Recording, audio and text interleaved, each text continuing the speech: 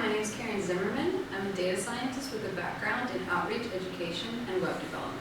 This is my time series classification project aimed at predicting which students in an online course will fail or drop out early enough to implement an effective intervention. Online courses are exploding in popularity. Enrollment is going up steadily every single year, and now most of the nation's top universities are posting the entirety of course material online for free. This is an awesome democratization of education, but it still has one major weak point.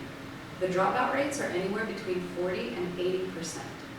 I was curious if whether a machine learning algorithm could predict which students in an online course would fail or drop out early enough for administrators to intervene and hopefully implement an effective intervention to turn the student around. For this, I used the Open University's Open Analytics dataset, which contains all the information from 7 online courses that were given across 1 to 3 semesters each. The breakdown between students who succeeded and students who failed in this dataset comes in right at 53%, which is pretty indicative, or pretty representative of the population on a national scale, and it's also balanced enough to where I could use accuracy as the performance metric for my model, which is simply the percentage of its predictions that are correct. I first ran simple student demographics through a logistic regression. The logistic regression, in addition to producing predictions, also ranked features in terms of how useful they were for making correct predictions. Your simple demographics like ASL or even disability weren't very useful. There were 3 features that were. The more education a student had, the more likely they were to succeed. The more poverty they came from, the less likely they were to succeed.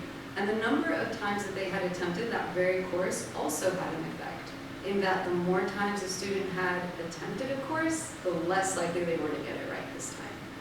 All of that was really interesting, but the logistic regression only had 50% accuracy. That's no better than guessing on random chance alone. Still, I was a little more interested in the real meat of this data set, the user interactions. It logged every single click on study materials that students had done and the day that they had done them on. Here we see one timeline of one course of average daily clicks of students, broken up into 2 groups. The orange line are the students who succeeded at the course, and the blue line are those who failed or withdrew before the end of the course. The dotted yellow vertical lines are the assessment due dates, and I think that we can already see some emerging patterns. Both groups have this spike right before assessment due dates, which makes sense. But the blue group is a lot spikier and more volatile, which to me indicates cramming. And I think that that makes a lot of sense for the failing group because the last 10 to 20 years of learning science research has all but completely proven that cramming is not as effective as a steady study schedule for learning in the long term.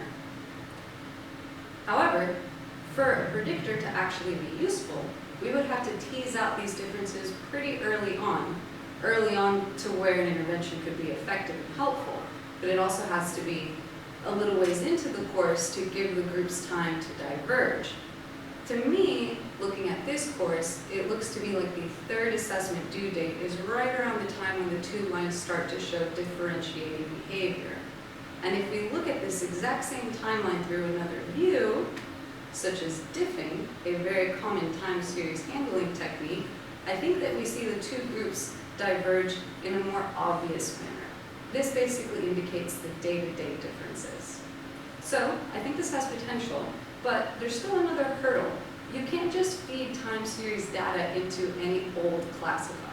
Your normal classifier is going to assume independent examples, and time series data by its very nature is not what we call independent and identically distributed. You see, every point in a timeline has some kind of relationship to the other points in it. And when you think about it, this makes a lot of sense. What you did this morning is probably having some kind of effect on how you're feeling now.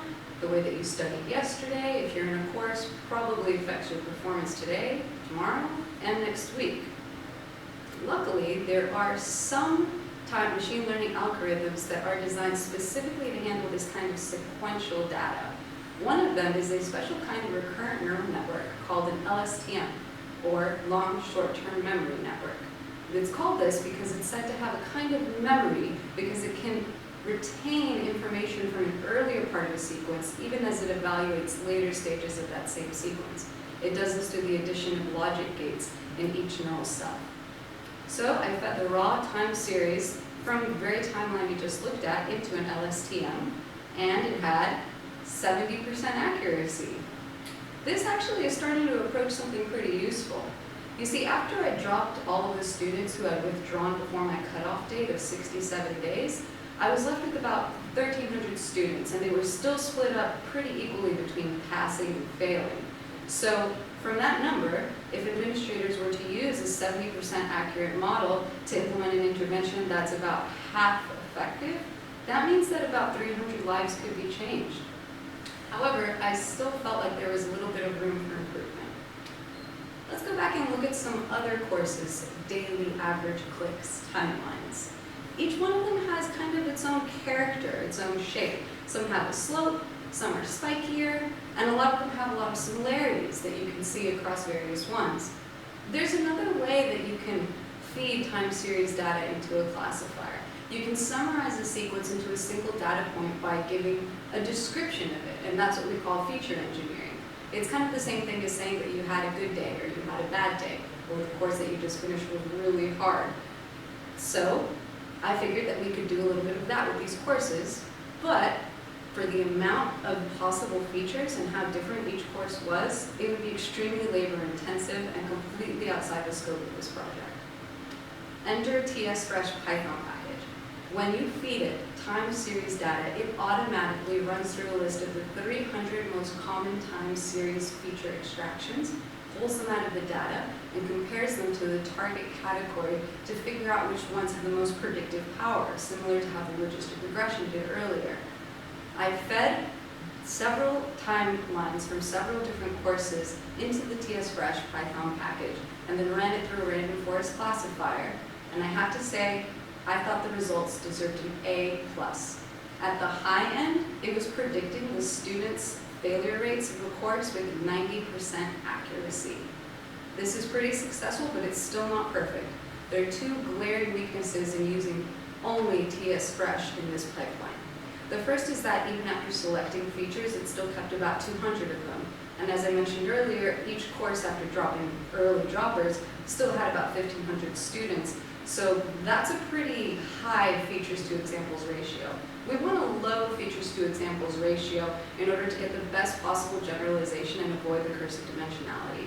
The other problem is that the way that it selects which features are most important is through pairwise evaluation. So it just looks at one feature and then looks at the target category. But sometimes the most information is found in the interaction of features. Maybe it's not just the number of peaks in the data set, but the number of peaks and exactly where they occur.